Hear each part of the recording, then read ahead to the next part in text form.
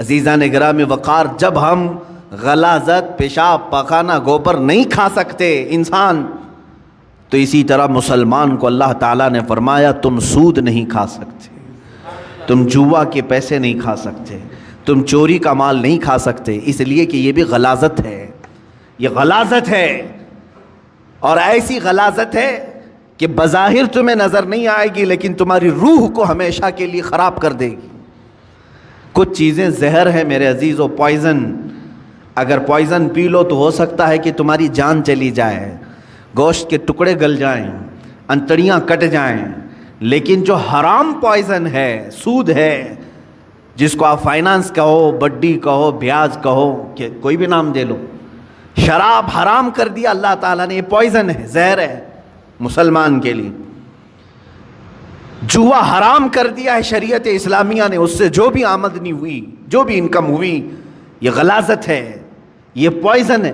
یہ جب ہمارے پیٹ کے اندر جائے تو کیا ہوتا ہے جانتے ہیں؟ دنیاوی زہر تمہارے جسم کو ناکارہ کر دے گا، لیکن اللہ کے حبیب صلی اللہ علیہ وسلم نے فرمایا جس نے حرام لقمہ اپنے پیٹ میں ڈالا تو پھر وہ گوشت جنت میں کبھی نہیں جا سکے گا۔ حرام سے پلا ہوا گوشت جنت میں داخل نہیں ہوگا۔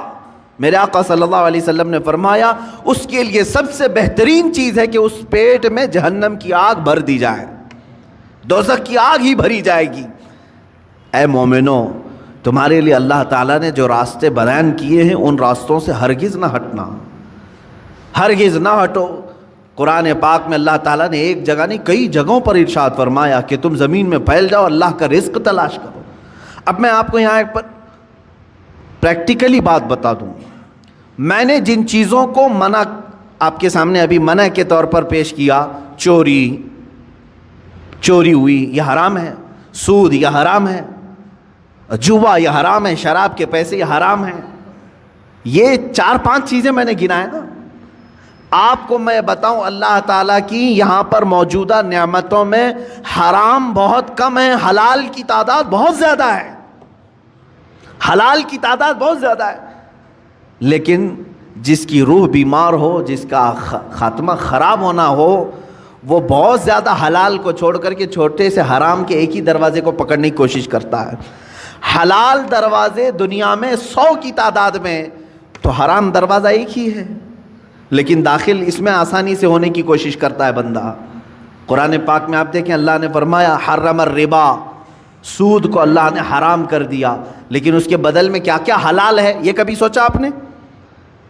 سود حرام ہے، بڑھا کر کے پیسہ لینا، بیاج یہ حرام ہے، اللہ نے فرما دیا، لیکن کیا اس کے علاوہ کوئی دوسرا راستہ ہے ہی نہیں پیسے کمانے کا؟ اللہ تعالیٰ نے فرمایا تجارت تمہارے لیے حلال ہے، ملازمت تمہارے لیے حلال ہے، کھیتی باڑی تمہارے لیے حلال ہے، نوکری تمہارے لیے حلال ہے۔ تم یہ تمام راستے، ایک سود کو حرام قرار دیا اور کئی راستے حلال کے اللہ نے خود تمہیں بتائے۔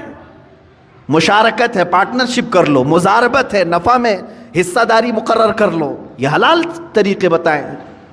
شراب کو اللہ نے حرام کر دیا تو کیا پوری دنیا کی پینے والی چیزیں سب حرام ہو گئی؟ ایک کو اللہ نے فرمایا حرام ہے شراب، جس سے نشہ آئے، بدلے میں اللہ تعالیٰ نے ہزاروں چیزوں کو رکھا۔ دودھ پی لو حلال ہے، شربت پی لو حلال ہے، مٹھائیاں کھا لو حلال ہے۔ حلال کی تعداد دنیا میں بہت ہے، حرام کی تعداد کم ہے، لیکن انسان جب شیطانیت پر اتر آتا ہے تو ہزاروں حلال کو چھوڑ کر تھوڑے سے حرام میں ہی جانا پسند کرتا ہے۔ سورہ قیامہ کی آیت ہے، اللہ رب العزت فرماتا بل یرید الانسان لیفجر امامہ، انسان یہ چاہتا ہے کہ اس کے سامنے بے حیائی کی جائے، وہ پسند اسی چیز کو کرتا ہے اکثر۔ تمہیں اللہ تبارک و تعالیٰ نے اگر کسی چیز کو دیکھنے سے منع فرمایا اجنبی عورتوں سے، تو کیا تمہارے لیے کوئی عورت دیکھنا حلال ہی نہیں ہے؟ تمہاری ماں کو دیکھنے پر کعبہ مکرمہ دیکھنے کا ثواب رکھا گیا، تمہاری بہنوں کو دیکھنا تمہارے لیے حلال رکھا گیا ہے، تمہاری بیویوں کو دیکھنا حلال رکھا گیا ہے، بلکہ ثواب بھی رکھا گیا ہے، تمہاری بیٹیوں کو دیکھنا تمہارے لیے حلال رکھا گیا ہے، ثواب بھی رکھا گیا ہے۔ ایک اجنبی خاتون کو دیکھنا حرام اللہ نے فرمایا ہے، تو ایسا نہیں کہ پوری دنیا کی عورتیں تم کو دیکھ نہیں سکتے۔ عزیزان گرامی وقار، حرام کی تعداد کم ہے اور حلال کی تعداد زیادہ ہے، لیکن جس کے اندر جس کا باطن خراب ہو چکا ہو اس کی طبیعت حرام کی طرف ہی مائل ہوتی ہے۔ اللہ کے حبیب صلی اللہ تعالیٰ علیہ وسلم کی ایک حدیث میں سناؤں آپ کو۔ موسیٰ کلیم اللہ علیہ الصلاۃ والتسلیم کوہ طور پر جا رہے تھے، ایک بندے کو آپ نے روتے ہوئے گڑ گڑاتے ہوئے دیکھا، وہ دعا کر رہا تھا۔ اور کیسے دعا کر رہا تھا؟ اتنا رو چکا تھا وہ کہ اس کے کپڑے بھیگ چکے تھے آنسوؤں سے، اس کے آنسوؤں سے کپڑے بھیگ چکے تھے، رو رو کر کے زار و قطار وہ دعائیں کر رہا تھا۔ موسیٰ علیہ السلام جلیل القدر پیغمبر ہے، انہیں ترس آ گیا اس پر۔ طور پر جانے کے بعد اللہ کی بارگاہ میں انہوں نے اس کی سفارش کی، اے مولا، وہ بندہ جو کوہ طور کے نیچے بیٹھا ہے تجھ سے اتنی دیر سے مانگ رہا ہے کہ آنسوؤں سے اس کے کپڑے تر ہو گئے ہیں، اس کی دعا سن لے مولا، اس کی دعا قبول کر لے۔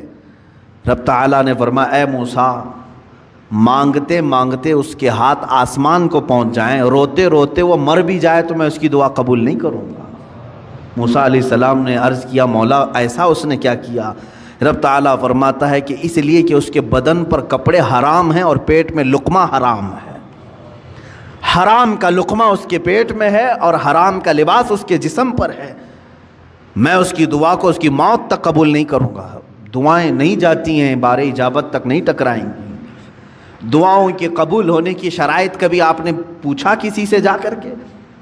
یہ شکایت تو سب کی ہے، بہت دعا کیا، بہت وظیفے پڑھے، اب تک کچھ بھی نہیں اثر ہوا، کچھ بھی نہیں قبول ہوا۔ کبھی اس کے نہ قبول ہونے کے علامات یا شرائط کیا ہیں دعا قبول ہونے کی، یہ آ کر کے کبھی آپ نے پوچھا؟ سب سے پہلی شرط ہے دعاؤں کے قبول ہونے کی، حلال کھائے اور سچ بولے، حلال کھائے اور سچ بولے۔ اللہ کے حبیب صلی اللہ علیہ وسلم نے ایک صحابی کو یہ عمل بتایا، کہا اگر تم چاہتے ہو کہ ہر دعا تمہاری قبول ہو جائے تو مستجاب الدعوات بن جاؤ، تو دو چیزوں کی پابندی کرنا، زبان سے سچ بولنا اور منہ سے حلال لقمے کھانا، پھر کوئی وظیفہ کرو نہ کرو اللہ تمہاری ہر دعا قبول کرے گا، مستجاب الدعوات بنو گے۔ یہاں آج وہ حدیث صادق آ رہی ہے میرے عزیزو، جو اللہ کے حبیب صلی اللہ علیہ وسلم نے فرمایا، اے میرے صحابہ، ان قریب تم دیکھو گے امت پر میرے ایک ایسا زمانہ آئے گا کہ میری امت حلال و حرام کی تمیز بھول جائے گی، ختم کر دے گی۔ وہ زمانہ میں اب آنکھوں سے دیکھ رہا ہوں۔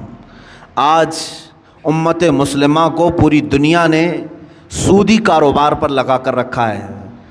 حقیقت میں آپ کو بتاؤں، آج یہودیوں کا سب سے بڑا نظام، دجالی نظام، یہ کریڈٹ پر جو چل رہا ہے، سودی بینکوں کا جو نظام انہوں نے پوری دنیا میں متعارف کروایا، پوری دنیا سے انہوں نے حلال کا خاتمہ کرنے کی کوشش کی، اس میں مسلمان بھی ملوث ہو گئے۔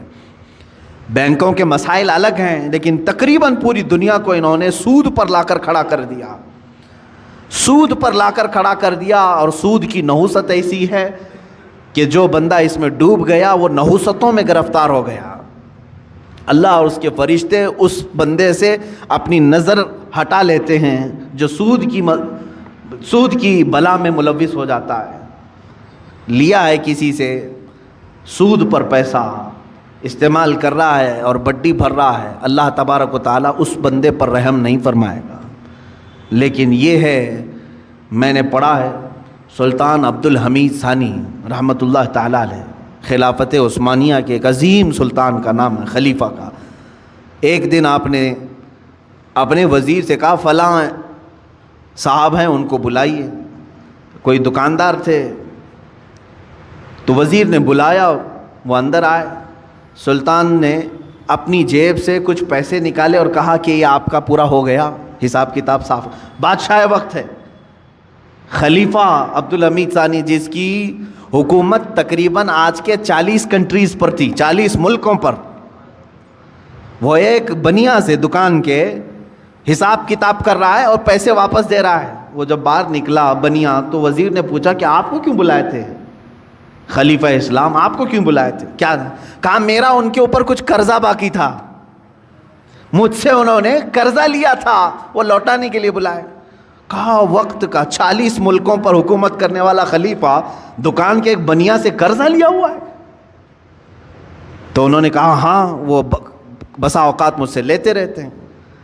اس کے بعد وہ چلا گیا، اس کی پریشانی بڑھ گئی۔ وزیر نے آ کر کے پوچھا کہ حضور یہ کیا معاملہ ہے؟ وہ سچ کہہ رہا ہے؟ آپ کو حقیقت میں ایسے چند سکوں کی یا پیسوں کی ضرورت پڑ گئی؟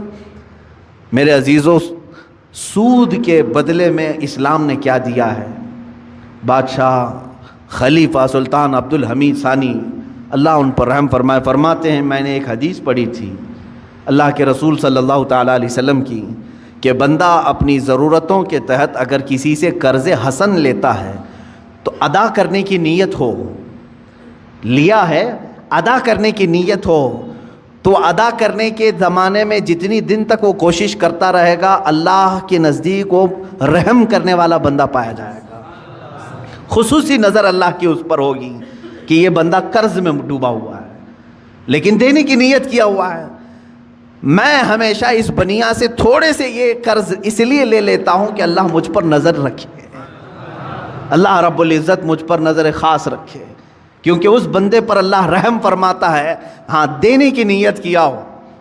اور حدیث پاک میں یہ بھی ہے کہ قرض لیا ہے دینے کی نیت سے اور وہ کوشش میں لگ گیا دوسرے ہی دن سے مجھے دینا ہے مجھے دینا ہے، فرمایا اللہ تعالیٰ سارے فرشتوں کو اس کی مدد میں لگاتا ہے کہ اس کے لیے راستے کھول دو، کہیں سے بھی آ جائے اس لیے کہ اس کا بوجھ اتر جائے۔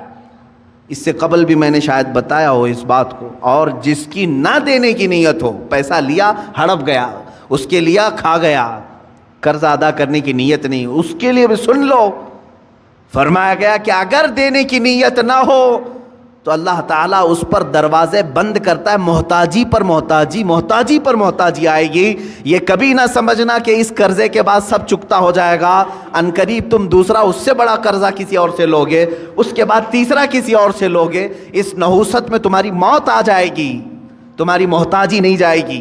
ایک قرض اگر چکانے کی نیت نہ ہو 100 قرضوں کا بوجھ تمہارے اوپر آ جائے گا، ذلیل ہو کر کے مریں گے دنیا سے۔ قرض ادا کرنے کی اگر نیت نہ ہو تو اس کے لیے وعید ہے۔